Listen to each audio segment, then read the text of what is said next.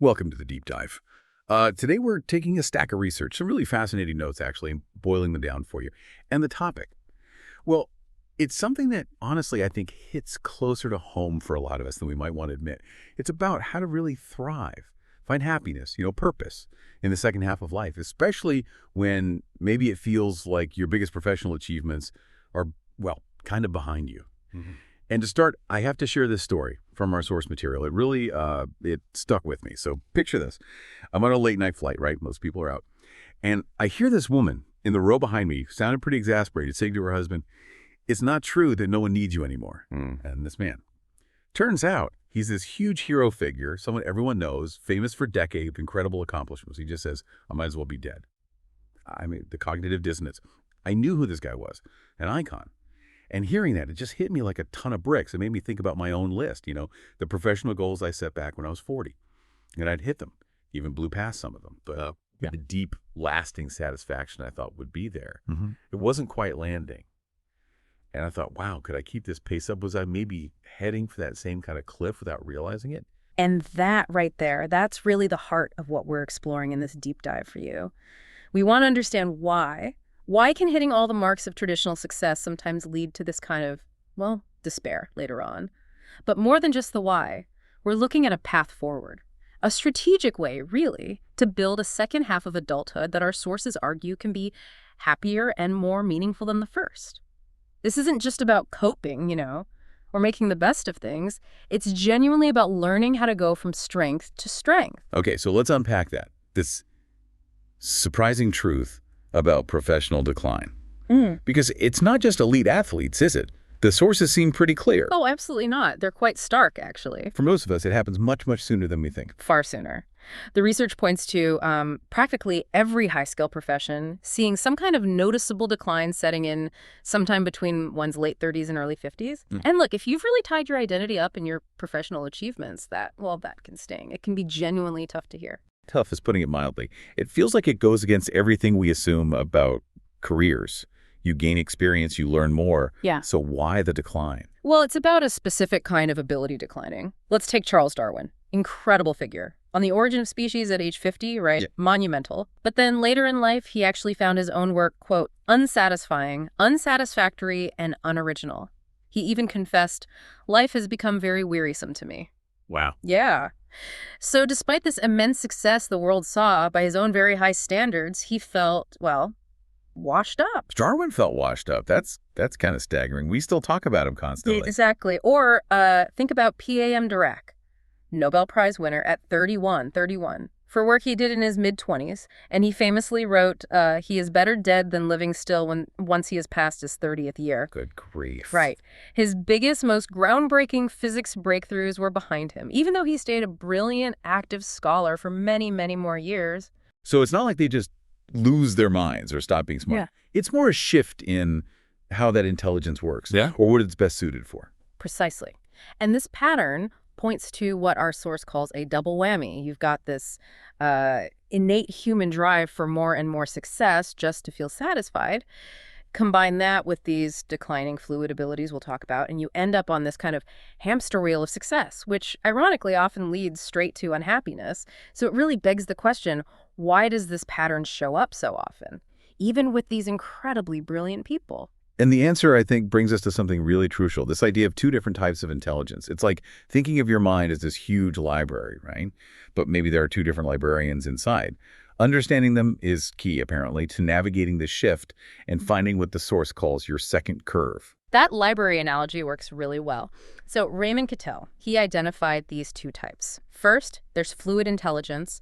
Our source calls this the young killer's intelligence, which is pretty vivid. It's your raw ability to solve new problems, reason quickly, learn things fast. It relies a lot on the prefrontal cortex, and it tends to peak early.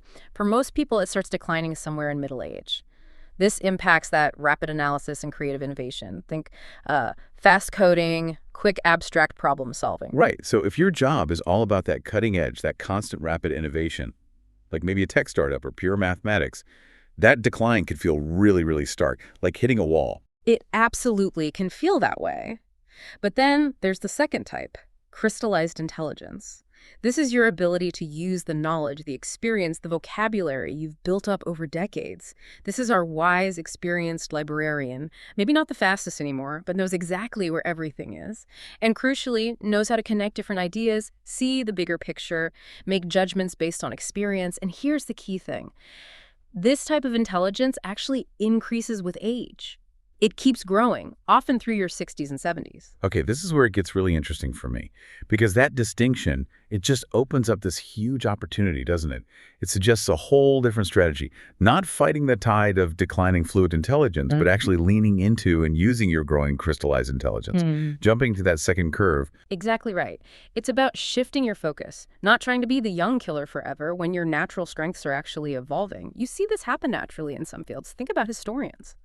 They often produce their most profound work late in life, into their 80s even. Why?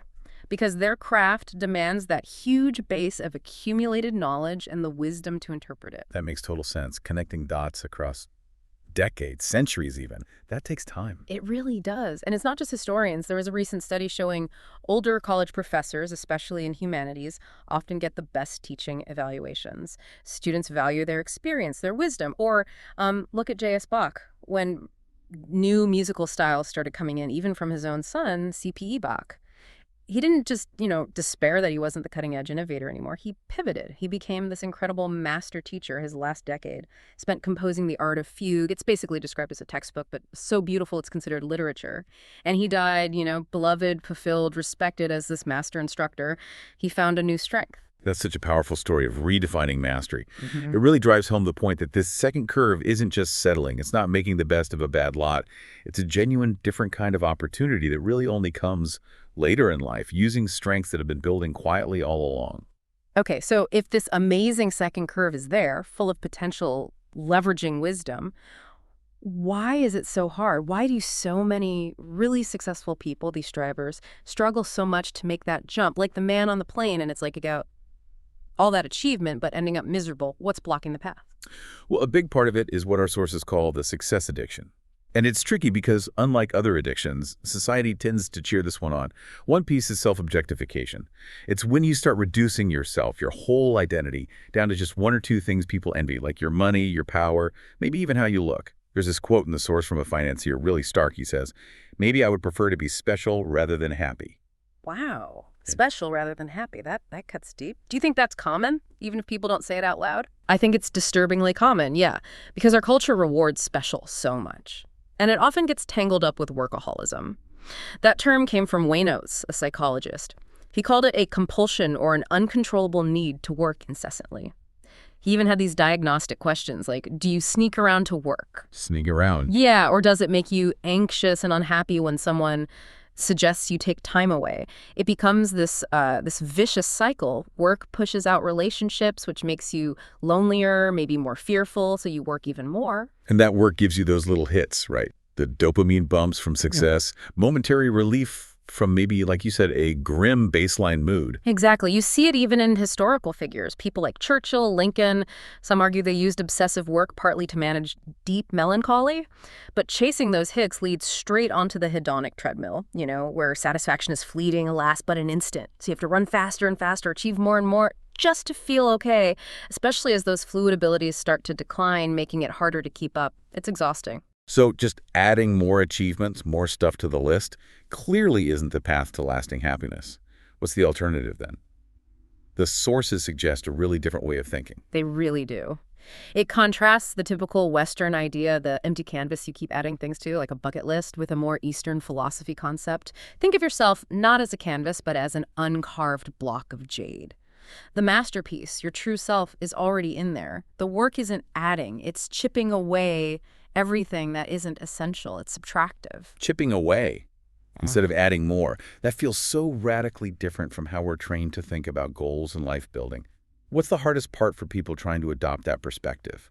I think it's letting go of that identity that's tied purely to external stuff, the job title, the bank account, the accolades. We're so conditioned to think more is better. But the source offers some practical ways to start chipping away. One idea is the reverse bucket list. Okay, what's that? So each year you list the worldly things you crave: money, power, pleasure, honor. These come from thinkers like Thomas Aquinas and Buddhist principles. And then you consciously choose to detach from them. You really imagine yourself happy and at peace 5 years from now, and then you ask, which of these desires I'm chasing are actually preventing me from getting there? That's really interesting. It's actively letting go of the things you think you want, but maybe don't actually need for real fulfillment. Exactly. And another approach is simpler. Just get smaller. This means deliberately shifting your focus, finding joy and meaning in the smaller things in life. Like Voltaire said, cultivate our garden. Or Thich Nhat Hanh talking about being mindful, just washing the dishes. The source mentions this moment of just watching a blue passion flower bloom for 10 minutes in silence and finding this deep, quiet satisfaction from that tiny, beautiful event that maybe outweighed some huge professional win. These small, unexpected joys can be more enduring. So, okay, we start chipping away. We detach from the relentless chase for more external stuff. What then? What are the core things we should be building or focusing on for that fulfilling second curve? Well, the number one thing, according to the research, is relationships. It's almost impossible to overstate this. You know that Harvard study of adult development, the longest running study on happiness? Their conclusion after decades was crystal clear. Good relationships keep us happier and healthier, period. George Vaillant, who ran it for years, summed it up. Happiness is love. Full stop. Full stop. Wow. Yeah, and there's this lovely aspen grove metaphor used in the source. Aspen trees look like separate individuals above ground, right? But underneath, they share this vast interconnected root system. We're like that. We need connection. Isolation isn't just sad, it's dangerous and damaging because it is unnatural. And we hear so much about the loneliness epidemic today. It feels very real. It's huge, and it has serious health consequences. The source makes a pointed note for workaholics. Chances are your spouse is lonely and suffering because of that imbalance.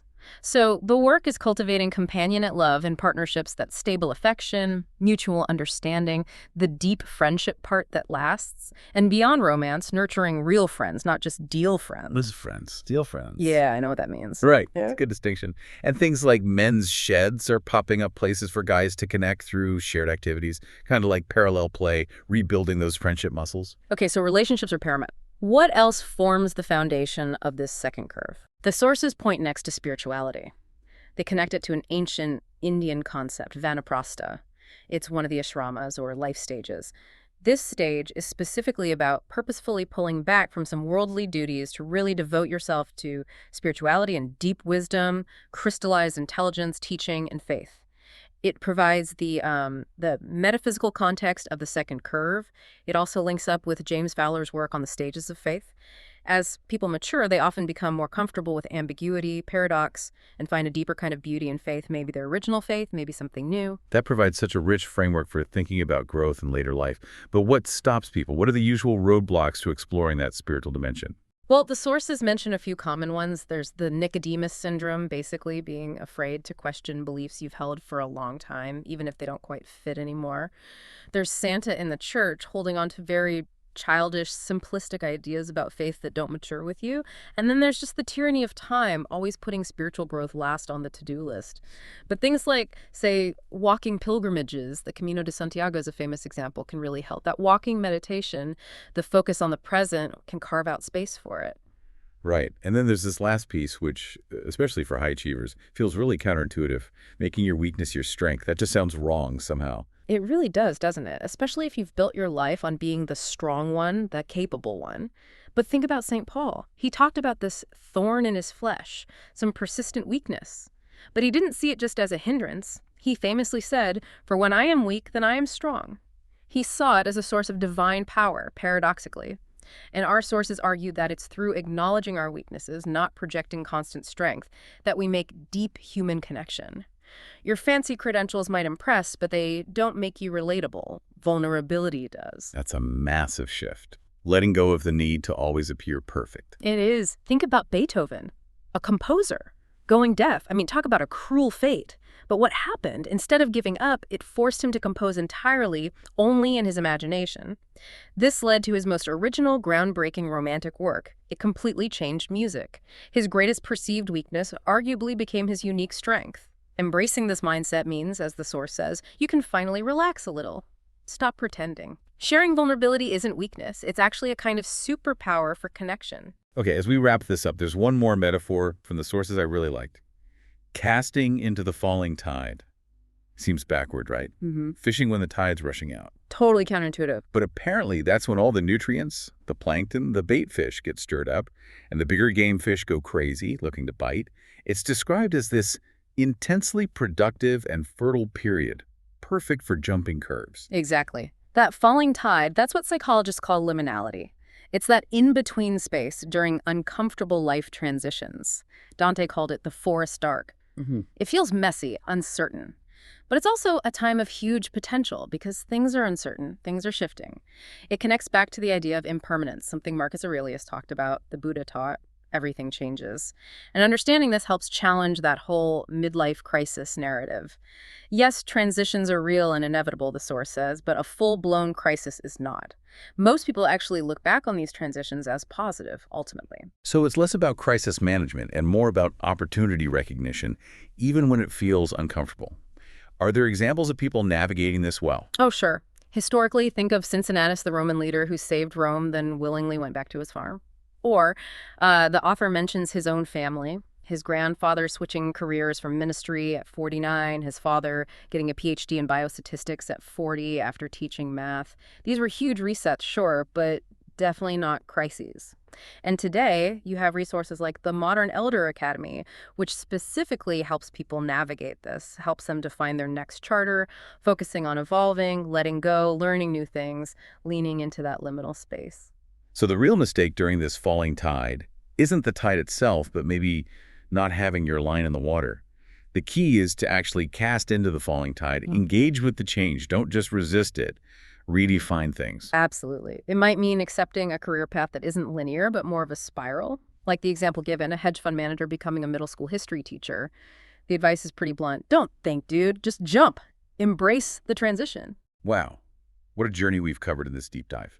Started with that kind of scary realization about professional decline, but ended up exploring this really hopeful, liberating path, leveraging crystallized intelligence, shedding that success addiction, focusing on what truly matters, relationships, maybe spirituality, even finding strength and weakness. It's counterintuitive, but feels right.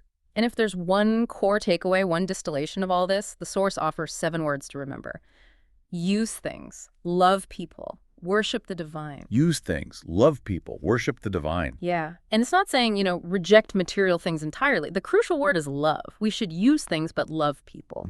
When we start loving things, money, power, pleasure, prestige, those become idols. And idols, the source is clear, will not make you happy. The work is to break down their altars in our lives. That brings me right back to the beginning, that man on the plane. When I first heard that story, I felt, pity maybe, and fear for myself. But hearing all this, now I actually feel gratitude towards him for the lesson he unknowingly taught the author and maybe taught us today. It sparked this whole exploration. So the question for you listening is maybe this: how can you right now in your own life start to gently break down some of those altars? How can you reorient your energy, your choices, your love towards what really endures, so that you too can look back eventually with peace and maybe even joy? May you go from strength to strength.